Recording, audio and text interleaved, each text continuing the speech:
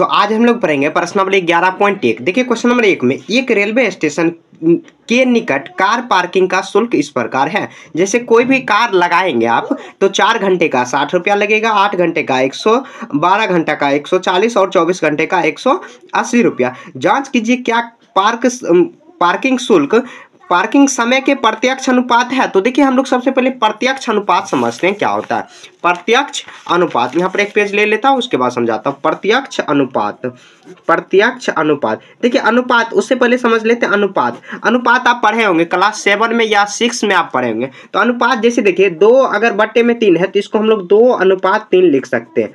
तो इसी तरह यहाँ पर प्रत्यक्ष अनुपात का मतलब क्या हुआ, जैसे देखिए x1 बट्टे में y1 बराबर x2 बट्टे में y2 बराबर x3, इसी तरह आगे बढ़ते चलेगा और मतलब आगे ऐसे हम लोग बढ़ाते बराबर करते चलेंगे तो यहाँ पर आ जाएगा x4 y4 बराबर होना चाहिए। मतलब क्या आप नहीं समझे होंगे, अभी मैं बता रहा हूँ आपको। यहाँ देखिए प्रत्यक्ष अनुपात का एक तरह से ये फॉर्मूला है आपको जो कि याद रखनी है।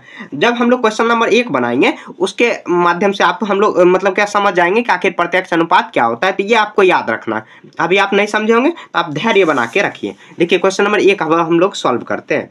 यहाँ पे देखिए क्वेश्चन नंबर 1 में हम लोग क्या करेंगे, तो देखिए क्वेश्चन में क्या करा है, जांच करना है कि प्रत्यक्ष अनुपात में है या नहीं। तो देखिए हम लोग ये इस तरफ को x1 मान लेंगे और इस तरफ का y1 मान लेंगे, मतलब y मान लेंगे, इस तरफ का x मान लेंगे। तो आप ऐसे हम लोग बना के दर्शा सकते हैं।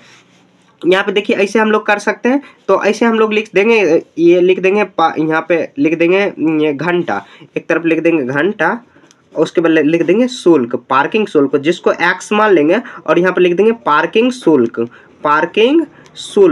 तो पार्किंग शुल्क को हम लोग y मान लेंगे, ठीक है।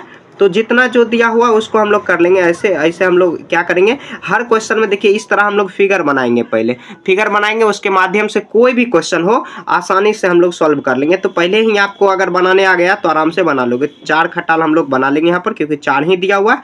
तो देखिए पहले घंटा 4, 8, 12, 24, तो 4, 8, 12, 24 जितना जितना घंटे दिया हुआ। पार्किंग शुल्क में 60, 100 दिया हुआ है, 60, 100 सब रुपया में ही दिया हुआ। उसके बाद 140 और 100 कितना 80 दिया हुआ है, ठीक है। तो अब हम लोग को चेक करना है क्या ये मतलब प्रत्यक्ष अनुपात में है। तो हम लोग क्या करेंगे, अब इसी फॉर्मूला पर हम लोग चिपका लेंगे। तो लिख देंगे प्रत्यक्ष अनुपात बराबर, तो प्रत्यक्ष अनुपात क्योंकि देखिए मैंने यहाँ पर x1 x2 यहाँ पर x1 x2 x3 x4 मतलब यहाँ तक x4 तक लिख लेंगे, x4 तक। तो प्रत्यक्ष अनुपात क्योंकि 4 ही तक दिया हो और भी अगर आगे रहता है तो हम लोग लिखते हैं। तो प्रत्यक्ष अनुपात क्या होता है, x1 बट्टे y1 फिर x2 बट्टे y2।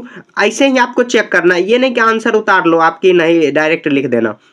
यहाँ पर आ जाएगा x4 तो y4 हो जाएगा, ये x दिया हुआ है। तो अब हम लोग का सबका वैल्यू पुट करेंगे। तो देखिए यहाँ पे x1 इसको मान मतलब पहला है तो x1 x यहाँ पर y1 हो जाएगा तो 4/60 फिर बराबर करेंगे, उसके 8/100 फिर बराबर करेंगे तो 12/140 फिर बराबर करेंगे 24/180। मतलब देखिए ये प्रत्यक्ष अनुपात का क्या मतलब, जितना देखिए घंटा बढ़ रहा है क्या उतना जो उसी अनुपात में पैसा बढ़ रहा है, मतलब पैसा जो शुल्क है उसका दाम बढ़ रहा है, पार्किंग शुल्क है दाम बढ़ रहा है उसी अनुपात में, बराबर अनुपात में, तब प्रत्यक्ष अनुपात होगा, नहीं तो प्रत्यक्ष अनुपात नहीं होगा। एक और व्युत्क्रमानुपाती हम लोग पढ़ेंगे जो कि 11.2 चैप्टर में पढ़ेंगे। तो इसको आप देखिए अब क्या करेंगे, ये तो हम लोग मान बैठा लिए, अब क्या करेंगे काटेंगे। तो 15 एकम 15, 15 चौके 60। तो यहाँ देखिए फिर से कितना बार कटेगा, तो यहाँ पर यहाँ देखिए 4 दूनी 8, 25 यहाँ पर देखिए 25 यहाँ पर आ जाएगा 2/25 आया। देखिए दोनों आपस में बराबर है, नहीं है। जब ये बराबर नहीं आया तो ये कोई भी बराबर आपस में नहीं होगा। तो अब हम लोग लास्ट में लिख देंगे अतः यह प्रत्यक्ष अनुपात में नहीं है, अतः यह प्रत्यक्ष अनुपात में नहीं है, अनुपात में नहीं है।